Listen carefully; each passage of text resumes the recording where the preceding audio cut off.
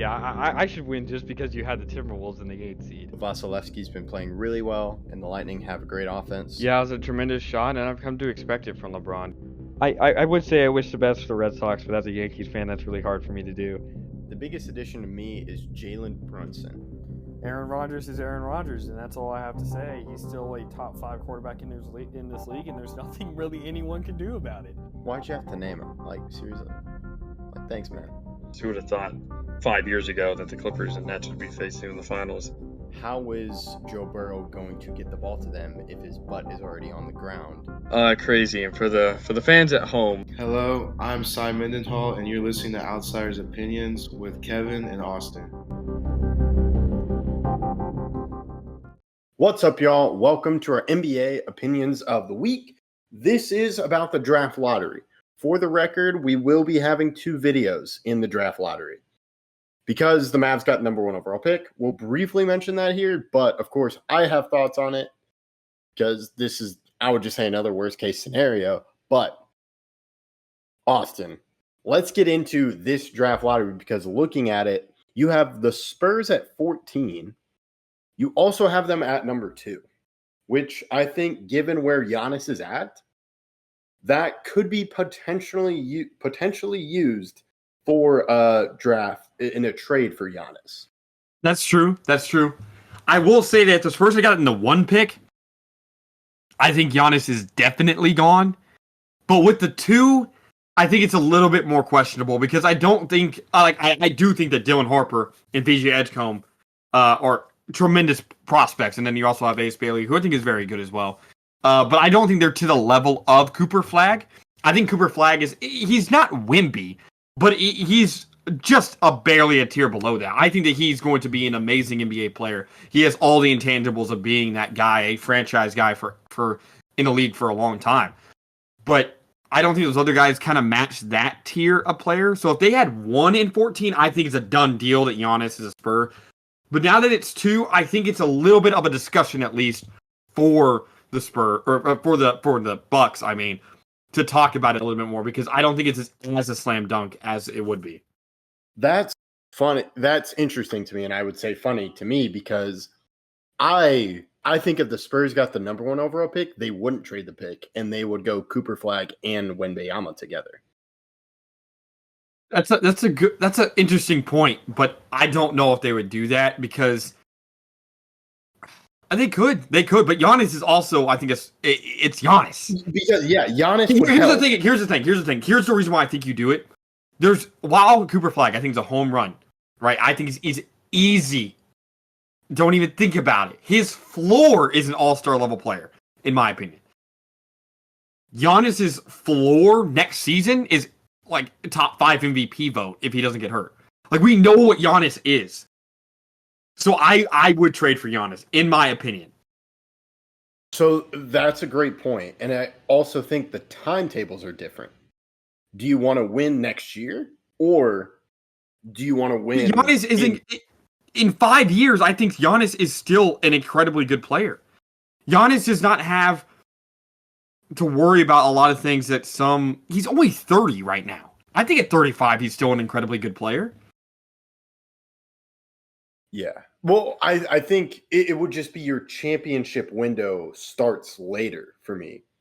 Sure, but but Wemby's going to be good for so long that I think you're going to have multiple windows, and I think you do this like Tim Duncan, where if you trade for Giannis, right, you have it like a David Robinson, Mm-hmm. Yeah. And he was in the league with Tim Duncan, both playing elite for the beginning there, and then Robinson was kind of falling off by the time they won that second title in 2003. But and Giannis is better than David Robinson, but I think that's kind of a mentor more for winning. Think about it like this. Nobody on the Spurs has won a title. Nobody on that team. Not even Chris Paul, who will return next season. He has a lot of veteran leadership. But Giannis knows how to get to the finish line. And I think now that Pop is not the head coach, I think that it would be good to get Giannis and to kind of grow Wemby around Giannis. Because they are extremely... I think the closest player to Wemby all time, besides... you could argue KD, but I would say it's Giannis. Giannis is a freak of nature, right? And so is KD. But Wemby's more even Wemby, even though Wemby's really skinny, he's more of a physical presence than KD is. KD's more about shooting, right? And Wemby's needs to be more about getting to the basket. I think if Wemby learned from Giannis, think about this. Giannis and Wemby are both from Europe, right? They both are not from the US. So they can bond over that. I think that Giannis would be the better play. But now I think the Bucks should at least hesitate about it. But Yeah. we can move. We'll probably discuss that a little bit more later in a different video about Giannis getting traded. So we can move on to the rest of the picks in the draft, unless you have something else to add. Well, yeah, my thing is I would have loved to just see Cooper Flag and Wembanyama together, because to me that would be the best option of kind of how you have the Twin Towers, like what kind of Minnesota was trying to do with Rudy Gobert and Cat, and you see what OKC is doing right now, and I'm like, that would have been just amazing. So that is where I would view it, but that's another video, which we could possibly do a video on that and just kind of the height resurgence, I would say. But now we go to the Hawks at 13, which I don't know exactly where they were, but they're kind of in a rebuilding phase, I would say. Yeah, I think I did them one pick last year. I don't think they're mad at all, and I think that as long as they stay healthy, they're gonna have a solid team next year. Jalen Johnson got hurt. They had a lot of injuries. Dyson Daniels looks like a great player. Risa Shea looks like a solid guy. So I think that they're going to be able to build something next year. So this pick should help them out. And then you have the Bulls at 12, which They're in a weird spot. Yeah. They're definitely in a much worse spot than the Hawks. So the Hawks at least have hope because of their injuries last year, I think, stunted their growth. But I think they're a playoff team next year as long as they stay healthy. But the Bulls are kind of in more of a no man's land situation. And then you have the Trailblazers at 11. Trailblazers were extremely good at the end of last season, and I think that they could definitely add with this pick. All right, and then you have Rockets at 10. That's good for the Rockets. Rockets. Trade piece. Sure, or just pick a guy here. I mean, they're going to have a lot of options this offseason, and I'm excited to see where they go because you just went from a 2 seed. You have a lot of young guys. You had this pick. You can really decide to do whatever you want. So that's a great point. 9 is the Raptors, who I believe fell because I know they were. Yeah, looked like they were tanking. They fell. I think 9 originally was the team who got 1. Yeah, that makes sense because I was kind of surprised they went all the way up that far. Then you have the Nets at 8, which they just need players. Yeah, 8's not a bad pick either in this draft. Yeah, not for winning. Yeah, and then Pelicans at 7. The question with the Pelicans has always been injury, right? Like, are they going to stay healthy? If they stay healthy all next year and everybody stays healthy, I think they're a top 5 team in the West. But with all the injuries they've really been experiencing, that's not really the case. So, I mean, you need a good guy here, but I think it's more on their health next season than it is this draft pick. Yeah, and they got a lot of young players. Now we go to the Wizards at 6. I'll let you talk about their team. Yeah, they fell as far as they possibly could. They had the second best odds. You can only fall 5 picks from 2 to 6. That's 5 picks because it's 2, 3, 4, 5, and 6 would be the 5th pick. But yeah, I mean, just horrible. The Wizards are going to be bad, really, really, really bad next year. We needed a savior, at least a top 4 pick. As long as we had a top 4 pick, I wouldn't be too mad. But this really does affect my mentals regarding the Wizards next year. Yeah, now we have the Jazz, who they had the best odds to get the number 1 overall pick, and they end up at 5, which is not in the top 4. Because I know there's only really like 3 main prospects in the NBA. There's 4. Okay, 4. Yeah, I know it's Harper. Well, it's Cooper Flag, Dylan Harper, Ace Bailey, and VJ Edgecombe. Got it. Okay. Those are kind of the 4 home run picks in my opinion. I do think I'm lower on Ace Bailey than a lot of other people are. I think he's more of that Jabari Smith mold. Jabari Smith's a solid guy. Like, Jabari Smith isn't bad, but he's just not that top 4 guy that you really want. But I think that Edgecombe's amazing. I think Dylan Harper's amazing, and Cooper Flag, I don't even have to make an opinion on that. Yeah. And we've talked about him in just our March Madness opinions of the week. Now you have the Hornets at 4, which they just need really good players, and they have the option with that home run picks that you mentioned. Yeah, this is good for them. I think with obviously the injuries that they've had the past couple of years, and LaMelo needs to play more, and Miles Bridges is kind of coming into his own as well in the They're a young team. They still have Mark Williams, even though they tried to trade him away. So they're going to have a solid team next year if injuries are not the reason why they lose.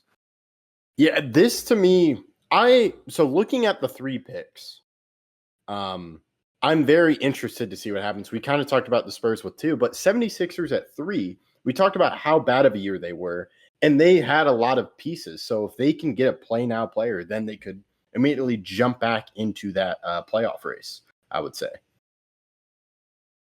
Yeah. It's all going to be up to Embiid, though.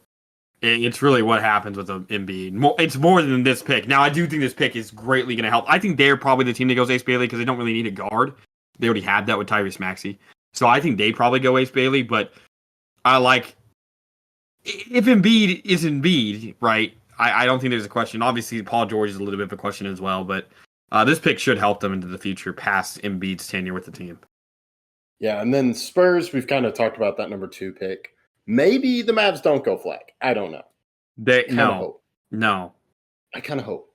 No. We'll talk about it. No. But yeah, No. But, man, I'm very interested to see what they do. I think it's harder to trade for Giannis with the second pick because it's not his home run. Now, Dylan Harper's amazing, but I think he's the second best guy. And that's probably who the Spurs would go if they don't trade for Giannis. But I'm interested to see what happens no matter what. I think that they're going to have...